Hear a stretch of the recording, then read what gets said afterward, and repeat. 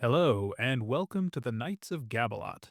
I am Sir Benjamin of the Coin, and joining me is. Sir Nick of Lucky. All right, and we are going to be talking about Alien Earth. Obviously, by the title, otherwise, you wouldn't have clicked on this. So, to start off, Nick, you seen, I'm assuming you've seen all the Alien movies and everything. I've seen them all too, just haven't seen Alien Romulus. That's the only one I haven't seen. I've seen every single one, including Romulus. Ooh. All right. So you got an advantage on me. I guess I should have grabbed it from you when I was last visiting. I have it on iTunes. I don't have a physical copy. Okay. They probably don't have it in physical anyway, unfortunately. Uh No, s- they actually were selling it in VHS. Yeah, they were leaning into the retro. Words are hard. The retro theme uh, of the movie. Mhm. Right. Yeah. Um, all right. So in that case, I think we should also establish in this conversation, since this is if I remember correctly, this is a Alien Earth is a prequel to the first Alien movie, if I remember correctly, by I think 1 year. I think. I think so. A year to a few years, something like that. Yeah. It's a prequel, but it's also a sequel, which makes it a midquel. Mm.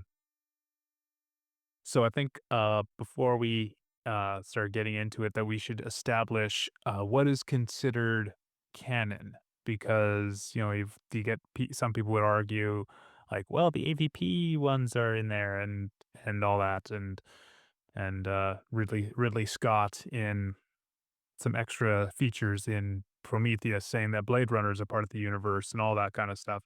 Um, but I think we should kind of establish for ourselves in this conversation what is canon, so that we're not, well, in this comic book over here, this says it said this.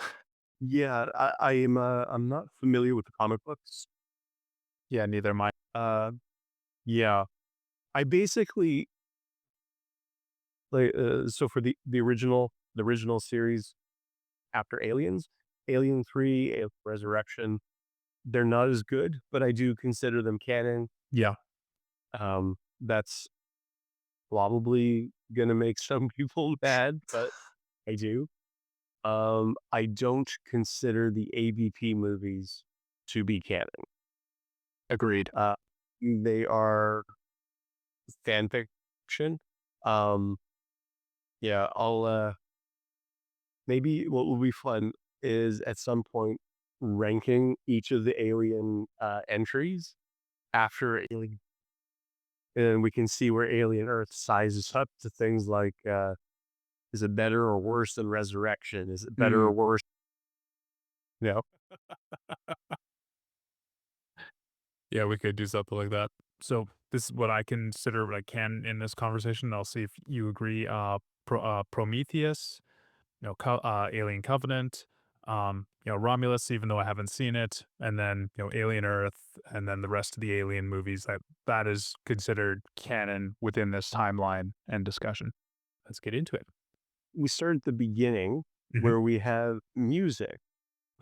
Now, usually at the beginning of all Alien movies, there's some sort of eerie music that plays, but this one has lyrics.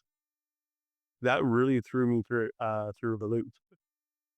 Turns out that there's actually lots of that throughout the episodes. I don't hate the intro music. It kind of set the scene and said, okay, this is something a bit different. I mean, the version that I saw didn't have a whole lot of lyrics that I remember. Maybe was different copyright thing with through, because I was watching on CTV Plus and you were on Disney Plus, so I don't recall there being lyrics. Maybe there were, and I just zoned it out because I. These are not super clear lyrics, but yeah, Yeah, whatever. it's more of that kind of, I don't know what it's called. It doesn't matter. Yeah. I thought that the opening shots though, I actually thought were really good. Me too. Oh, yeah. The open shots, the establishing shots with the shit coming on the Maginot? I think Is that's that what it the was called. I think so. excellent opening shot and really good set design. The set design was very authentic, Oh, I dude, thought. dude. Oh, dude. I that's, like, probably my biggest compliment to this show is the set design. I honestly, throughout this podcast, we are definitely I'm gonna definitely have moments of just, like, nerding out about the set design. I was just blown away by how much detail was put into the set design and, It the was so props. Like, I don't think I've ever seen a prequel that has put this much detailed like, to be honest, I whoever was in charge of props and sets, I think really loved the Alien franchise. I think so. I think so. It just it looked and felt like it was taking place in that world. There's even other like, there's just, like, props where I mean, the fact that there's not really any touch screens, it's all has a bit of an analog Mhm. retro futurism feel.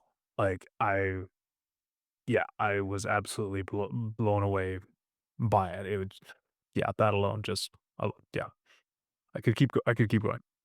This amazing setup, and then we meet the characters. Yeah, yeah, that opening scene, Yeah, I mean, so a lot of the shots, of course, were repeat, member berries oh, yeah. from Alien.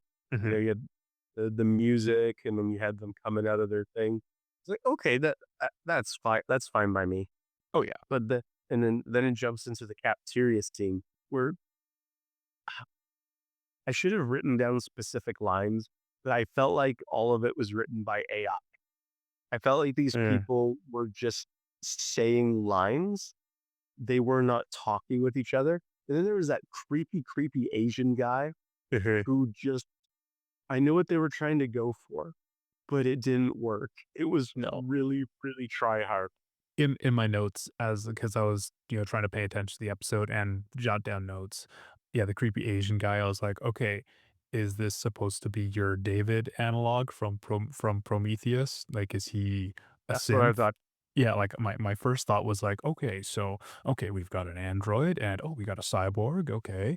And, when he was creepily, watching that one, woman in the what in the pod, I thought, "Okay, is this a David thing? Has he impregnated her with a xenomorph and he's just watching her or, like what's going on? Like, Like everybody had a quirk, and they had a quirk that was very distracting.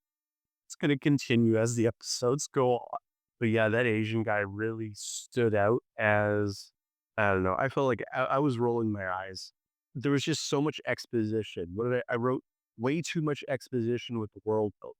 So you have them talking about the different corporations and things like like with the world building, but they're doing it with exposition. They're doing it they're talking to each other in order to explain to the viewer. They're not talking to each other as a conversation. And because this first scene is meant to remind us of episode 1, or it's not episode 1, the very first Alien, that first cafeteria scene where they just get together and they're talking, you feel like you are sitting with real people who are mhm. just can I swear? I don't know if I per Yeah, there we go. Yeah, let's go with that. let's go with that. Mhm. They're just talking like real people. Yeah. None of these people felt like real people. That it felt so artificial. Yeah. Yeah. These people didn't necessarily feel like people who'd been spending years together. I mean, yes, they were sleeping for most of those years, but they didn't feel like coworkers in that sense. Agreed. That's a really good point. Yeah, just Yeah, it didn't feel natural. no. And it was No. really distracting too, because a few of the women, their hair looked great. That didn't that didn't seem to fit at all. No. No, not at all. The one bit of exposition, I mean, we'll probably go into it a bit more, was when they were talking. doing the whole thing of like, "Oh, yeah, what, Wayland Yutani, how much they, they what do they own, own," kinda thing. I was definitely like, "Okay, so we're going with corporate ownership of the Earth?" Like, okay, not sure if that entirely lines up with the, fact that the United States still exists. I mean, it's not factly said, but what are they That's a called? good point. The uh, what are they called officially in the movie? I think it's United America, Colonial Marines. I think that's the official name in Aliens. So I'm like, not sure if that lines up. I mean, we can have a whole discussion about that later on. Yeah, because when I watch Alien and Aliens, I don't get the impression that they come from a world that's run by corporations in the sense that they're portrayed in this series. Mhm. Obviously, corporations have a huge reach in the universe and on Earth, but as far as being leaders of nation states, I never got that impression. No. I think that's a kind of a squishy area for them to work with. Yeah. So yeah, exposition. If you love exposition where world building is just given through dialogue unnaturally, then you're gonna love the show. That's Yeah. Absolutely. after the cafeteria, it moves on to kind of these shots throughout the ship, and then it lands on Science Lake in the laboratory. Mhm, mhm. Her and my first thought was, why is she eating in a laboratory? That's a big no no. Where's your suits? Where's everything? Nope, she's just sitting there and she eats in the weirdest way possible. Like as everyone in the show, or at least on the ship, has a quirk, and her quirk, it's she eats and drinks things in the weirdest way possible. Yes, there was quite a few points, like, I can't remember what was mentioned in this point, but I think there was a drop in the exposition with the captain or somebody talking about how hard it was to get these samples of these creatures, and, like, I'm looking at all these people, I'm like, "And you schmucks did it?" Yeah, Like, and not believable at all. yeah, and yeah, the lab part, like, kinda again, yeah, like you said, it's messy, and I can go into, but we could probably go into more of that later on. Like there was a few little nitpicks. Like I had that moment of like I'm seeing like the face huggers in the jars and they're still moving. I'm like, okay, so you got the face. That was, I mean, it was more of a nitpick because I was like, wait, what are they doing in the jars? And the funny thing is, it's never like brought up again. Even in dialogue, it made it sound like all the face huggers they had were in the eggs. In later dialogue, it sounds like, yeah, whatever. It was I know. There is one character though that I really like, and I liked him throughout the entire series. But we'll say stick this episode, Morrow. The black dude, the cyborg. yeah. He is cool. Yes, he is. He's a great actor. He elevated his character. He elevated his scenes. I've seen him in other shows. He's really good. Yeah, I Um, and he's no exception here. His character is interesting. yes, he is. Yes, he is. Yeah, moving on from some of those things when it started to get to, they're starting to hunker in for the rest of the voyage. I thought the whole, foreshadowing editing of, like, as we're going to see, if there's, like, little flashes of what's gonna happen, like, Yeah, that was I was really you, impressed. you did like that. I I did. hate it. Really? Why did you? Tell me why you liked it. I'm like you loved it. I'm not gonna tell you you should love it. I personally hated it, but you work with cameras or you work Mhm. with edit things like that. Why did you like it? I want to know.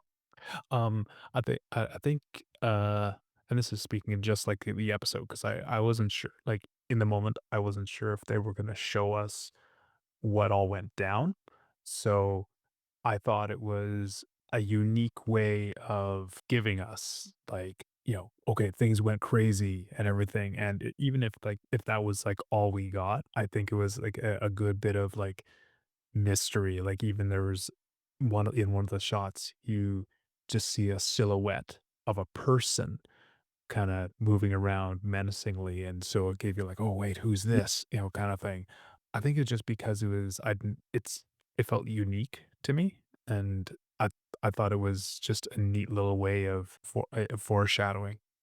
I mean, I guess I didn't like it because I felt like first of all, I felt like the entire first episode needed to be about the not Nostromo and the crew. I see what you mean. And I know we're not talking about other episodes, but there is a later episode that covers that.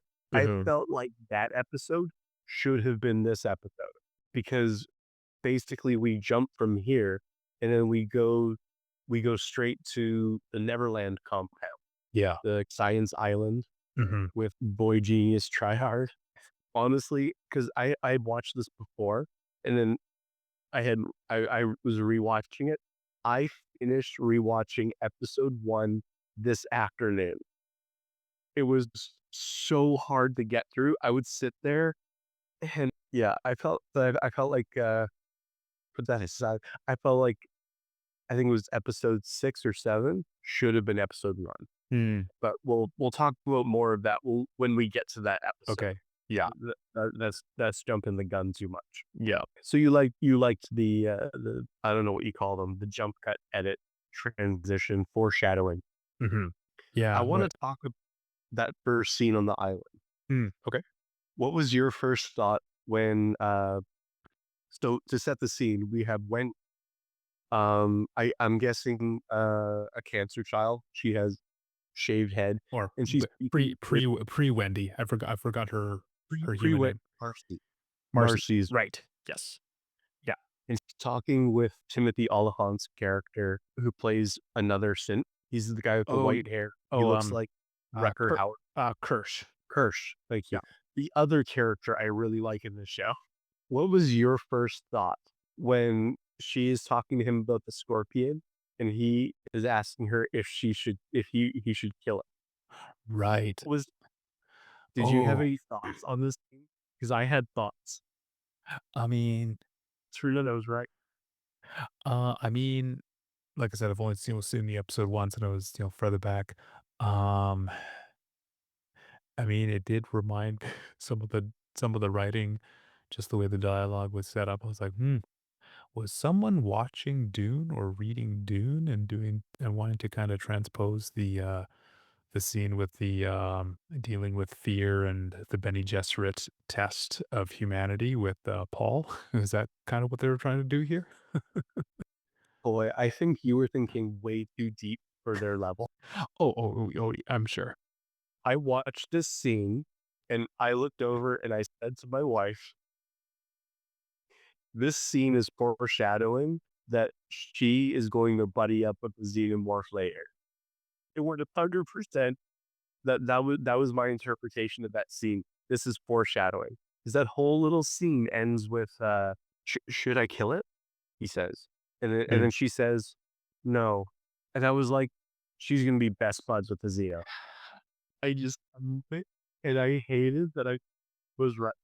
Yeah, there's certain things you just wish there's certain guesses you just wished were not happening. I felt like Ian Malcolm in Jurassic Park. Oh god, I hate it when I'm right. Although I have to say I love Timothy Olyphant. I had never not liked him, and, consistently throughout the show, I love him. I think he's great. He did a great job. He looked great, acted great, it was awesome. I will admit I kept on forgetting to keep an eye out for synthetic humans until a little later with him. But yeah, he played his part really well and whatnot. I was quite impressed. It's weird, like, there's those characters who they're played sinister, and there's something sinister about them, and there's the one and so there's, like, sinister where you're like, there's nothing interesting about no, no, no, you just wanna get away, but him, there was something sinister, but I'm not gonna say appealing, I don't know, just something about him still drew you in, even though it was there's Yeah. and it's not like those characters where they're sinister, but there's something cuddly about them, like Willem Dafoe is one of those guys who he's got his face is he can do sinister, but he can also do the, "Oh, this is, your" yeah, right? Like, he can do also the, go from sinister to friendly uncle that you trust implicitly. Yeah, Um, Kirsch is not that, but still, there's something sinister about him, but you're still drawn to him. I don't know what it is. uncanny. There's something Yes. very uncanny, Yes. and it's perfect. I also felt like too, for his design with his hair and the way that he kinda carried himself, he reminded me of, Rutger Hauer's character from the original Blade Runner. Yes, And I agree. because they're supposed to be in the same universe, obviously Ridley Scott, I think I feel like they were actually trying to make a Blade Runner movie or a TV show, excuse me. Mm. Yeah, I th something of that felt yeah, I felt a little bit of that, yeah, especially with the beginning of this episode, like, starting with the not Nostromo, and then now we're on, Neverland Island. I had to remind myself that 'cause there was a lot of me that was like, "Okay, come on, like, get back to the alien stuff," and I thought telling myself, like, "Calm down. This is a different story involving there's a, synthetic human focus and everything," like, the whole scene after with transferring her consciousness into her android Yeah. body and everything. I was telling myself that they are exploring different ideas in sci-fi. Yeah, and and again, that's something that, that my wife and I definitely noticed. They introduce so many different sci-fi ideas, Mhm. and you think to yourself, "How are they going to explore all of these, in any meaningful way within 10 or not even 10 episodes?" I 8. think it's 8 episodes. 8 episodes, Mhm. and the answer is not very well, unfortunately, 'cause there were so many the whole thing with the consciousness transfer for the kids, Yeah. I thought was so interesting.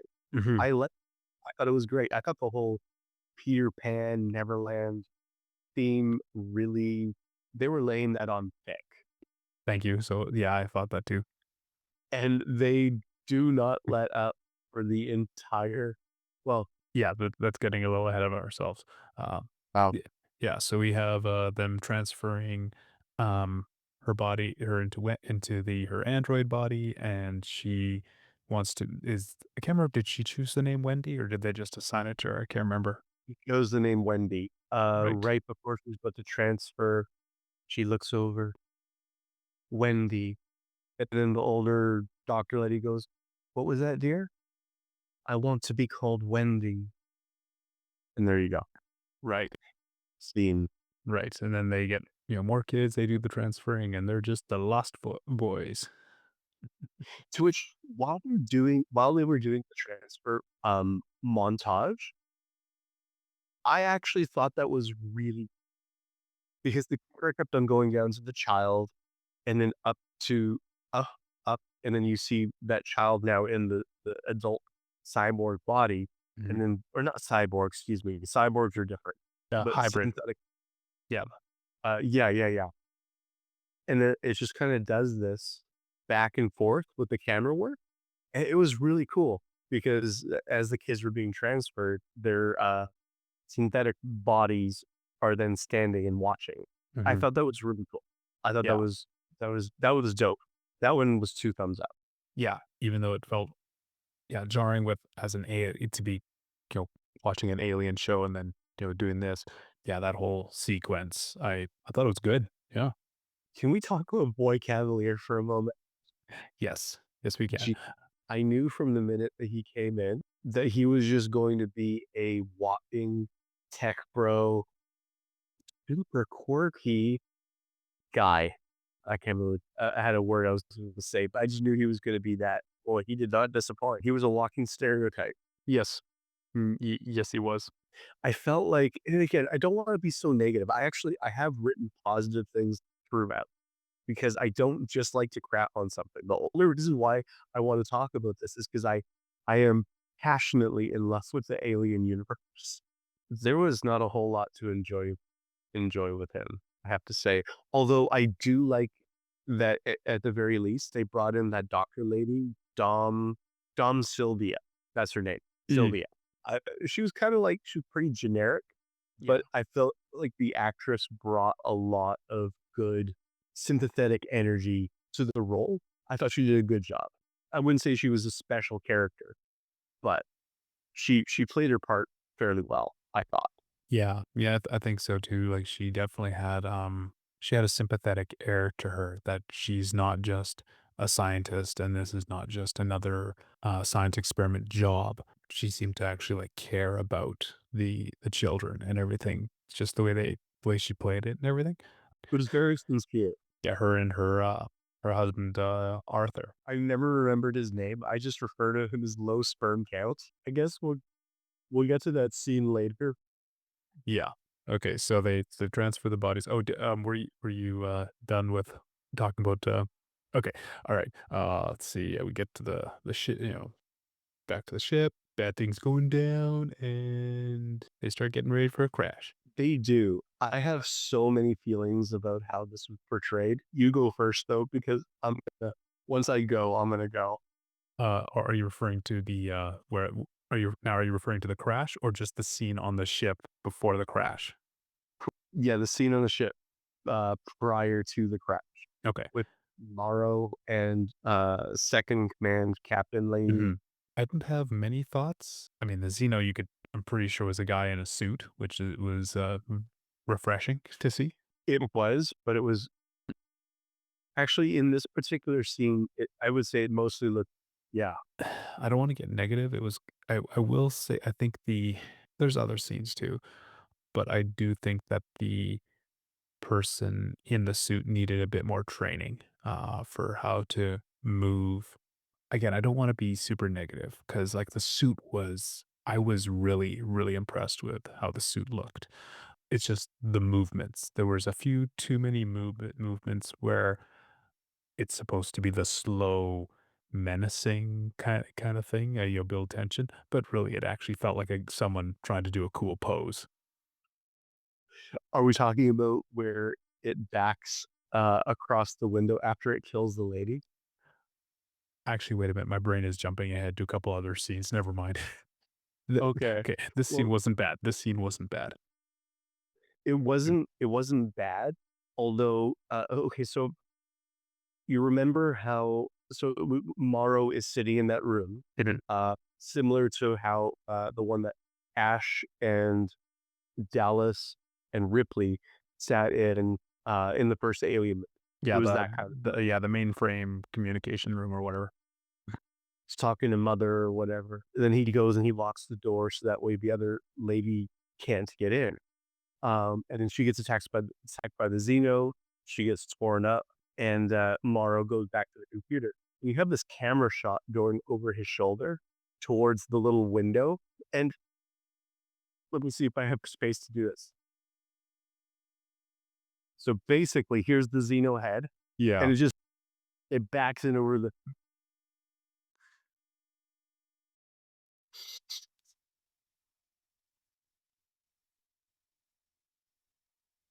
So you pointed out that the person in the suit needed more training.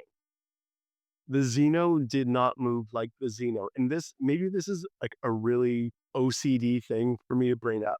Yeah.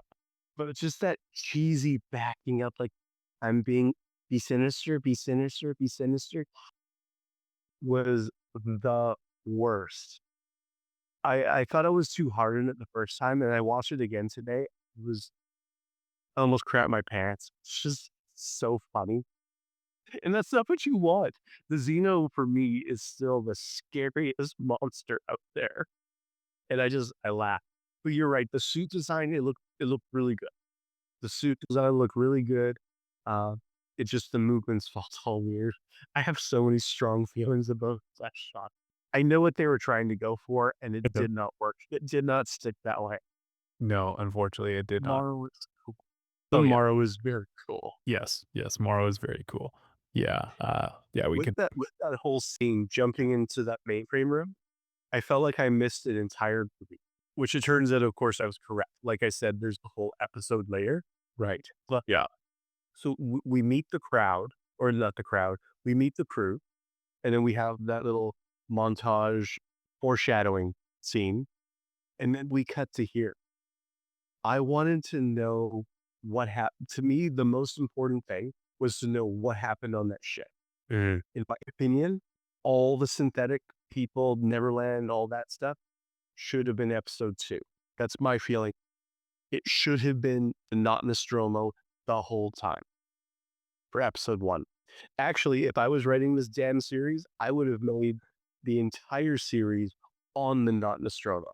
Mm. I would have had the Neverland, but I didn't write it, so that's irrelevant. And then we jump to Wendy's bro. I think his name was Joe, I believe. Yep, Joe. Yeah. And we get this weird exposition explaining her brother as she's talking to her stuffy. She has these animals in her room. Right. She's telling them about her brother in that same unnatural exposition kind of way. This is my brother. He works for the military, but he doesn't shoot people. He just patches them up. He's a nice guy. He's a nice boy. This Joe is in the military and he looks like he would get knocked over by a strongly worded tweet. I did not believe for 1 second was in the military. I mean, like some people, like I'm sure some people would say, like, well, he's a medic and maybe he's a pacifist kind of thing. I'm like, seriously, Andrew Garfield played a pacifist in Hacksaw Ridge, and I swear he could kick this guy's butt. Hacksaw Ridge. Now we're talking about a good I love that movie. Yeah, you're right. Yeah. Again, he's a fine actor. Uh, I don't think I ever had any issues with his acting. Uh, I haven't seen him in too many other things. He was in Star Wars Andor season 1. Okay. Yeah, I have not seen Andor. That's a good show. I like that show. All right, Yeah, it's a good show. better than this. Yeah, well, I mean, it was cool.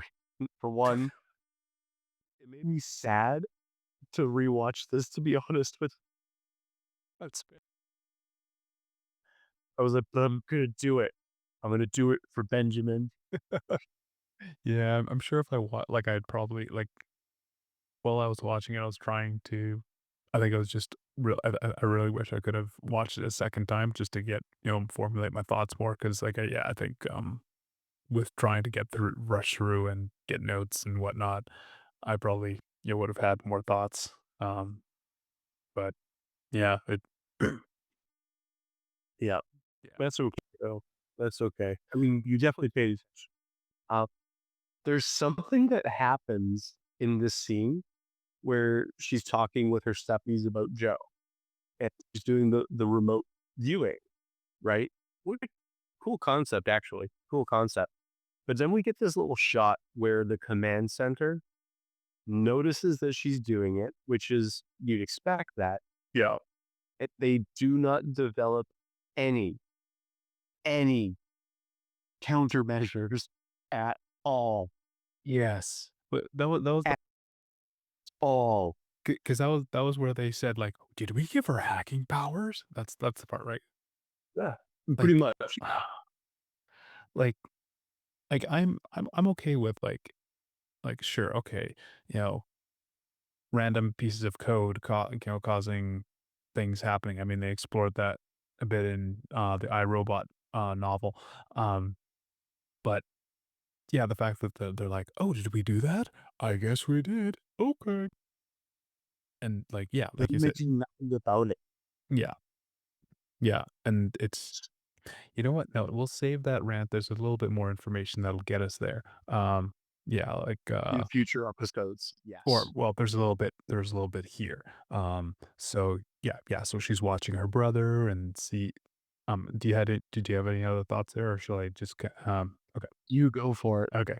Yeah, so she's, watching her brother and then there's the whole crash happens and it's in his city and so he and his unit are going in to do search and rescue and everything and Wendy sees it and because they're androids they want to help and and so goes over to the rest of the guys and like, "Hey, let's can you send us in?"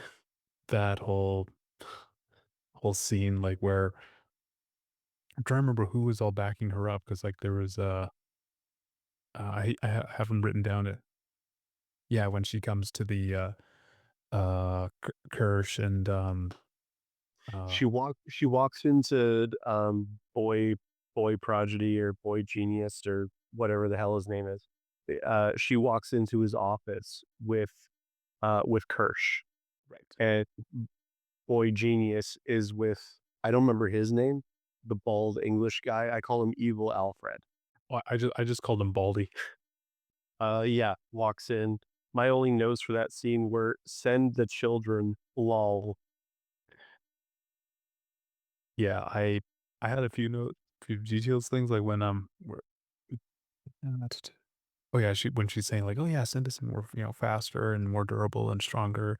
Uh, and boy genius says, oh yeah, great opportunities to test and monitor what happens. Like I've got like I write down like rough things of what people said, and I can't remember if it was Evil Alfred or Kirsch who says that they're not ready or trained for it, and the cost of one of these units would be devastating. And like the dumbest line answer, then don't lose one. Like worst comeback. Like now I can go a bit of a rant, but like Yeah. I can tell you right now, this in the next couple episodes, you will hear me ranting about just how stupid of an idea this is to send in like not just untrained individuals into an emergency situation, children. Well, yeah, because you think about it, they're sending them into a massive crisis zone. They have not been trauma trained. They have not been search and rescue trained. They haven't been trained at all. Is they Wendy barely knows what her boobs are. Remember, there's that awkward scene with the therapy. She doesn't even know what those are. How is she supposed to be trauma trained? Like their soldiers come back from situations like that completely messed up. But Yeah. we'll send children. That's a good plan. Yeah. Like even like what you mentioned, like soldiers, just this isn't like the kids don't know that there's aliens or other critters there, but this is just a disaster situation. Not just soldiers. Let's take it back. Like like as you know, my wife is a first responder, and she's told me about the things that she's seen and had to deal with, and how there's been times where she's had to lock out her emotions and try and do her best to feel nothing in the situation to get through it and to do her job. And I'm from what she's told me, I don't think she's had to deal with a massive ship crashing into a building. Like, to be honest, we're talking about a 9/11 level scenario here of trying to get people out of rubble and all that stuff. Um, and if my wife, and you've met my wife, she's a tough cookie, right? And if she's had to lock out her emotions and at times actually going for counseling to deal with some of this stuff, how do you think these kids are going to react to a situation that I think is even worse than some of the situations that she's been through? It's like, there's Stupid. The yeah, word that comes to my mind is just bloody stupid. yeah, and What is it to happen? Sorry.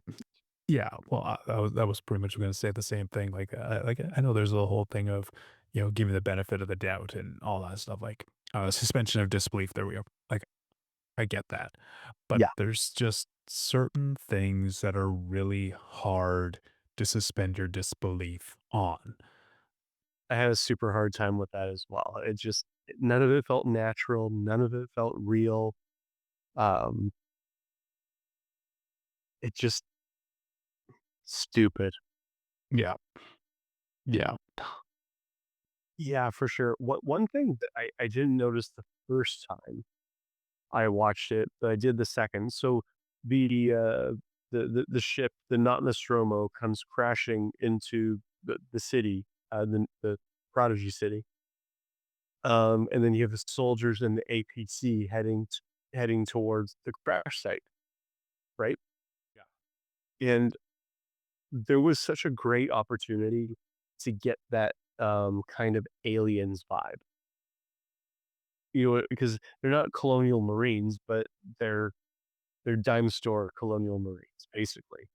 Uh, and, their sergeant or whoever is giving them their pep talk. They're figuring out, "Alright, this is what we're gonna do. This is our thing." And then that was it. And I realized what a missed opportunity to have an Apone. Remember Sergeant Apone or, the Captain Ape? I can't remember what his rank was in Aliens, though, Apone. Yeah. Assholes and elbows. Here, come here. You know? So much character in that one scene. It just said everything you needed to know about him. And you just had this generic nameless sergeant giving orders to generic nameless security force people. And it felt like such a missed opportunity. Again, if I had written the series and stayed mostly to how they did it rather than making my own thing, the first episode would have been Maginot or the not Nostromo, the Yep. Maginot. And the second episode would have been, about the security team, and I would be giving off aliens vibes. And then episode 3, I would introduce the synths. Unless we decided to actually fully explore the synths properly, then maybe have them throughout, but they didn't. So it doesn't matter. So we should that's what I would have done. I thought that was such a missed opportunity because the Marines and aliens just like chef's kiss. Yes. Maybe I was expecting too much from this show. I just wanted a bone moment. I was watching it today, watching it again, realizing that that's actually what I desperately wanted in that moment. Because Mm. there's a part of me that wants this show to be so good. I Yeah. want it to be so good. Yeah, there was part of me that wanted that, but I liked that they didn't try to make them the colonial marines. They made them beat cops, really. I just would have liked to have more character, not Yes. necessarily mirror. I Mhm. just wanted to get to know them as more than one dimensional characters. Yeah, the scene on the roof before, like, when they're all together as a team, um, before and then the ship crash. I really think they could have done more with that scene to, show more of who these characters are. Like, the only thing I got out of that scene was, Joe is the weak one of the team, and he may or may not be dating the commanding officer. Yeah, I don't think Joe's dating anybody. Not at all. Yeah, it would have been nice to have because you know that they're going in, you know that there's gonna be a slaughter. And I had seen prior like the first time I watched it, I had seen trailers for the second episode. I knew that there was gonna be some violence. I like to know my characters before they die. Yes. But I would prefer that because it makes their death have meaning. Um, but that's next episode. Next episode, we'll find out just how meaningless gruesome slaughter actually is. Yeah, Um, question for you because you know swords definitely more than me. maybe. Uh, maybe well, definitely more than me. I don't know if that's a whole lot, but it's more.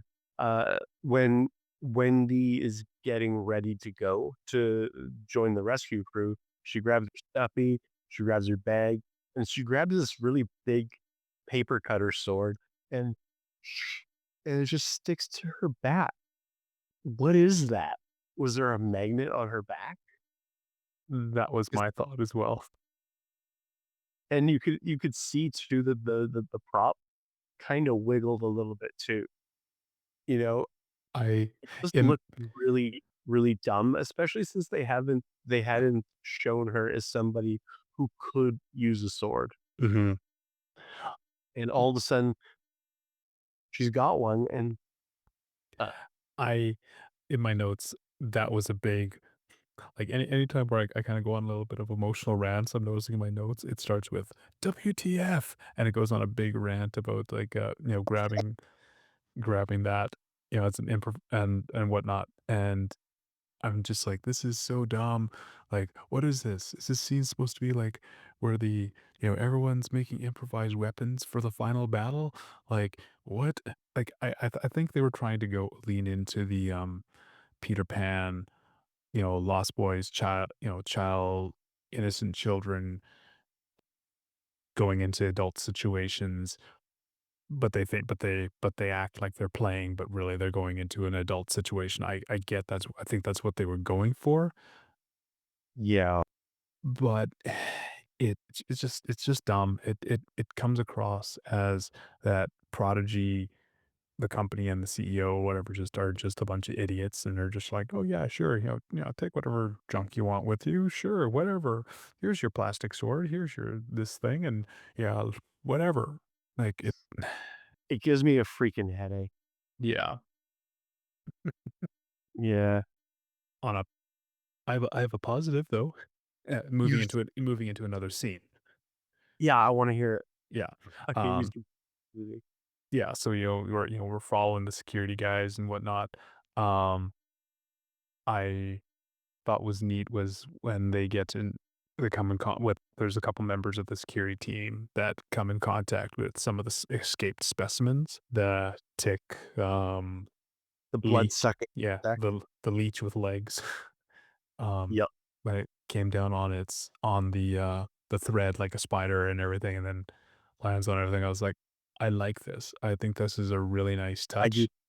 Like, it's different, but different enough, but it's still very sinister, and then when, Mr. Morrow, locks chains them up and everything, and then he starts contacting Wayland-Yutani to, get evac and working on containing the specimens and whatnot. Yeah, I I I thought that was a really neat yeah, I really like I mean, we'll go more into creature designs as more beasts are revealed, but I thought the creature Ye designs, specifically starting with this one, was great. It was familiar enough to No, I agree with you.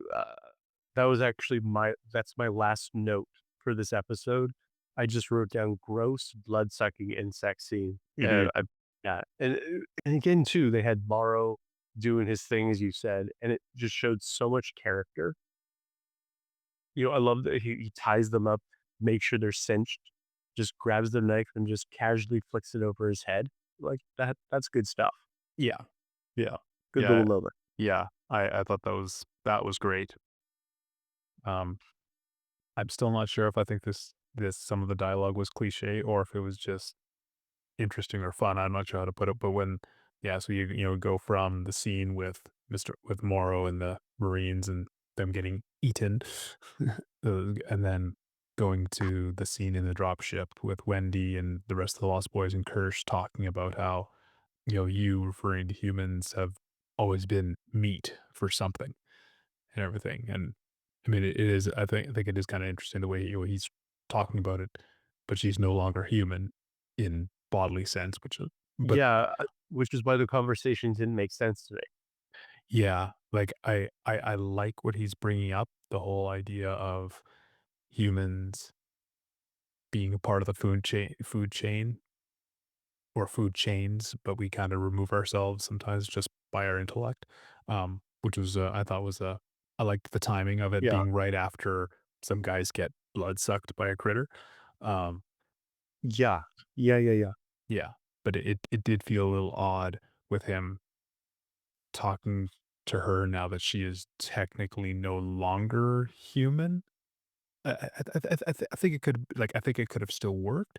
Just some of the I'm not sure how though, but I think the wording could have been tweaked a bit to still have the same discussion about humans being meat for something, but not feel odd with him saying you or I don't know. I'm not sure how to make it better.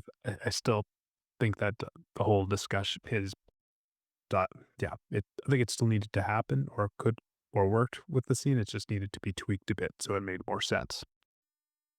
Yeah. No, I agree. I feel like it was one of those scenes with dialogue that stood out in the wrong kind of way. Not because it was bad, but because it stood out from the rest of the schlock. Mhm. Mhm. And it really just showed how, again, I don't want to be negative about it, but how depthless so much of the dialogue is.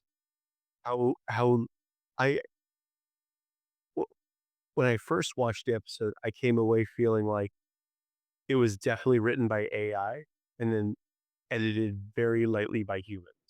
That's how it felt to me. And then you get something like this dialogue with Kirsch. It stands out. Dialogue isn't really going, or excuse me, AI is probably not going to write dialogue quite like that. I don't have a whole lot more to add on that. I think you pretty much covered it for sure. Yeah, I don't have much to add either. Like my final kind of like some of my thoughts on the episode was like, okay, start. It definitely intrigued me enough to want to see what happened next. Um, Yeah, but it did have that odd like there are aliens here, but it doesn't feel like an alien thing. But I had to also remind myself that in these kind of like sci-fi stories, when you're expanding a universe, you can't expect them all to feel the same. There needs to be nuance. There needs to be s- different walks of life. I mean, let's face it, like, yeah, they can't all feel exactly the same. So I had to remind myself to kind of give it that benefit of the doubt, even though it didn't necessarily feel like an alien story. yeah, that's pretty much the same pep talk I gave myself as well. Like, for me, by the end of the episode, I was thinking, okay, this is episode one, not the best, not the worst. It's very mid. So because it was mid, I thought, all right, I'll keep watching for sure. I expected that if it remained at least at that level of just in the middle quality, I'd be like, okay, sure, I'll enjoy this in a passive watching sort of way. What about you? By the end of the episode, what were your expectations for the rest of the season? I know you like after episode one, you kind of felt, oh, okay, yeah, this could go somewhere. But what were your expectations? Hmm. I wasn't expecting to be blown away or anything. Um, but I Yeah, was expecting there to be okay. It's because there's a lot of ideas laid down. I was my expectations, I think were just a little higher than when I first started. Like I was expecting to be, absolute trash. And then the first, like yes, the yeah, first I know we've poo-pooed all over this episode.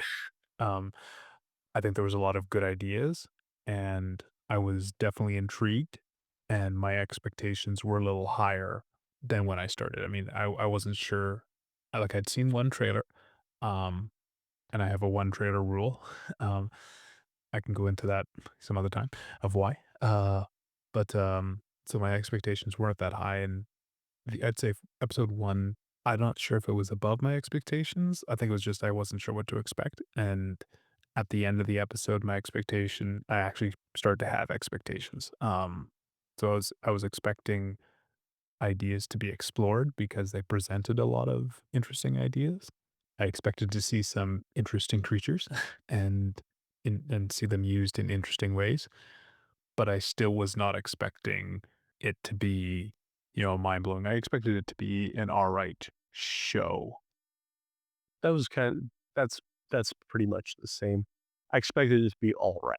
Yeah, I would say by the time episode one was done, I was like, okay, I think this is definitely above Alien 3, maybe above Alien Resurrection, I'm not sure. Hmm. Definitely above Alien versus Predator at 1 and 2. Yeah. Um, yeah, after the first episode, I I would still I would put it better than Resurrection overall. Hmm, would I put it on par or above Alien 3? I would say a bit above, yeah, a bit above Alien 3 because it still explored some it brought forward some interesting ideas, whereas Alien 3, yeah, we could go into a whole discussion about Alien 3 and what could have been and, the because I'm sure you've looked and heard about the ideas that they were originally working with and then changed. Yeah, a lot of studio interference. Yeah. Well, that's episode 1. We got through it. Episode 2 is going to be interesting to talk about. Well, I appreciate this. This is a lot of fun. Yep, I And enjoyed this. we'll catch you on the next one. Thanks for tuning in. You can find more from Sir Nick by searching Great Tradition on YouTube. You can also find me there by searching Classy Chappy. If we name dropped anyone during the show, be sure to check them out and leave them a comment saying that Classy Chappy sent you. The intro music was by Kevin MacLeod, incomtech.com, used under Creative Commons 4.0. Thanks again, and we'll catch you next time.